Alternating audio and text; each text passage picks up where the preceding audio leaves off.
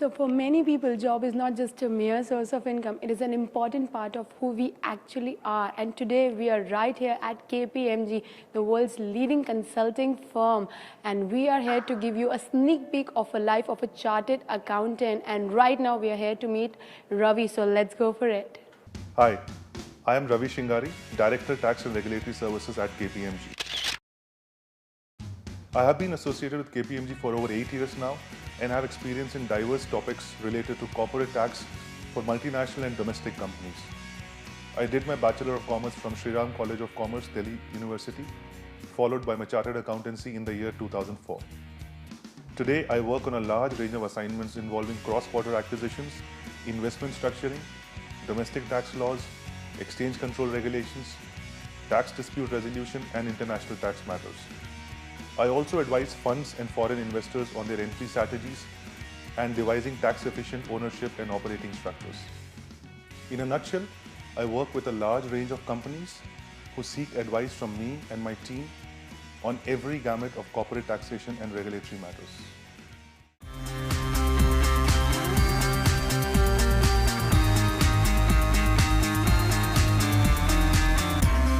Hi Ravi, welcome to the show. So to begin with, tell me, how is your average regular day like? First of all, I'd like to remove the word average because in a life of a CA, there is no average day. Every day is very interesting, is very different, and is very dynamic. For me, my day starts at 9:30, and that's all I know about my day. And I don't know when it's going to end, and I don't know what things are going to come in the day. I start my day with a regular to-do list, and almost every day, the list remains as it is, and I've ended up doing 10 other things.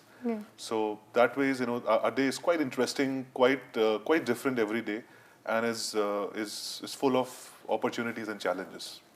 Okay, so talking about challenges, tell us one thing that what kind of challenges have you faced during your career?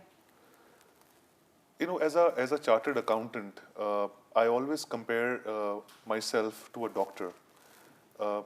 What happens is when you are not well, you will try some medication at home. And when you realize that things have gone out of your control, then you go and see a doctor. And that's what happens with me most of the times. Most of the clients that come to us would have tried something on their own, and then when things get very complex, they seek our help. So that's the biggest challenge. I'm faced with situations which are fairly complex, which have been, some things have been done on those situations, but the results have not come out. And that situation has to be married with the ever-changing tax and regulatory regime that's there in India right now. Not only we have millions of legislations existing in India, but we have tens and thousands of changes which are happening on a daily basis. So the challenge is to assess the situation, to analyze it from a historical law perspective, and also keep the future changes which are going to come in, and provide a solution which marries my past and my future. So, that's a really, really big challenge in the profession. And at the same time, we have our internal challenges in terms of getting the right pool of talent to enable us to achieve those objectives, to enable us to provide client service, and to ensure that the situations are handled in the best possible manner. Okay, so we've talked about challenges. Now tell us one more thing, that what have been the milestones in your career? I think the biggest milestone happened before even the career started, and that was clearing the CA exams. And it is not an easy exam to clear, and it is definitely requires a lot of determination to clear it. So I personally felt great when I cleared my exams. As I said, with every day, things are so new that to categorize, okay, this is what I achieved and this is what I did not, is very, very difficult. But the highlights there have been highlights, and every new promotion in the organization has been a milestone in my career. Every new client win has been a milestone in my career. Every new person hired in the firm has been a milestone in my career. Tell us one more thing, that there are a lot of budding CAs that would be seeing this interview. So one piece of advice you would like to give them? You need to have nerves of steel. I think that's the punchline to me. You need to have a lot of patience. You need to have a lot of perseverance.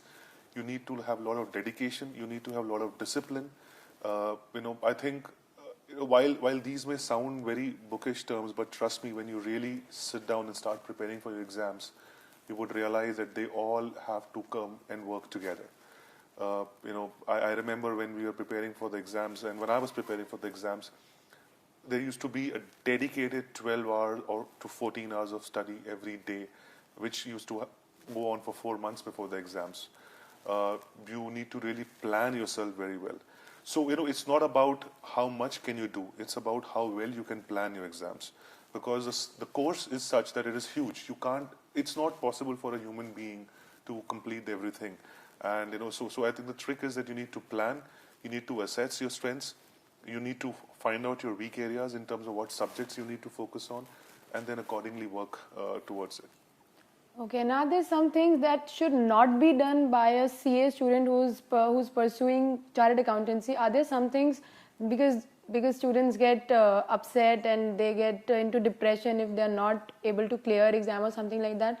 So are there some things that should not be done by them? One thing every CA student should remember, there is what a student can do, everybody does. There are certain things which are beyond our control. Exactly. And we should not lose heart because of those things which are beyond our control. And as a student, what you should not do is give up, because CA is all about accepting your defeat, challenging it, and then rising above it. So if and I've seen people cracking up very easily. And, trust me, this exam teaches you how to live your life. Because this is a situation not just with your academics. In your day-to-day life, you will face large number of challenges, be it CA or be it any other profession. So this exams teaches you how to assess your situation, how to accept defeat, and then, go beyond it. So you should not give up hope. That's the first piece of advice. You should not get carried away. At times, generally you would find you've been topper all throughout in your classes, and suddenly you're faced with an examination where you see toppers all around you. So somewhere you cannot be complacent, and you cannot assume that since you've been doing well in your studies all throughout, you will also be able to do it easily. It is a tough examination. You need to be very, very careful. You need to be very meticulous, and you need to not be complacent. So, that's the suggestion I would like to give. All right. So tell us something about the role of a chartered accountant in an industry. What is the role of a chartered accountant? Today chartered accountants are essentially, if I can divide them in two categories, there are two categories of CAs that exist. One, who are employed in industry, as we call it, who basically are taking care of the finance function in an organization, in a manufacturing industry or in a service industry. We are the ones who are the revenue earners for the firm. We are the ones who are generating business. We are the ones who are servicing clients. So it is like a direct entrepreneurship kind of a situation.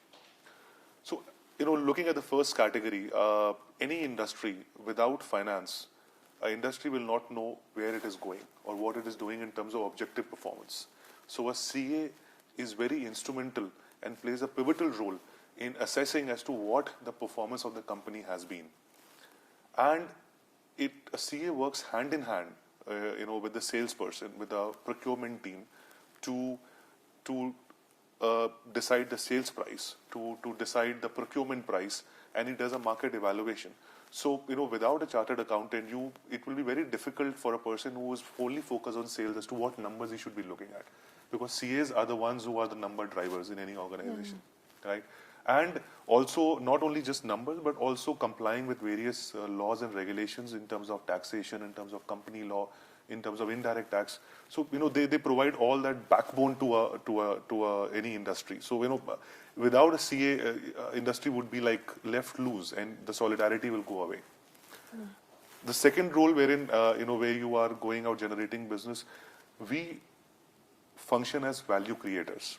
When you are meeting large companies who are grappling with situations, who are grappling with ever-changing environment around them, who are grappling with new legislations coming in, that is where we as advisors come out with new solutions that will help them in reducing their cost, helped them in boosting their top line.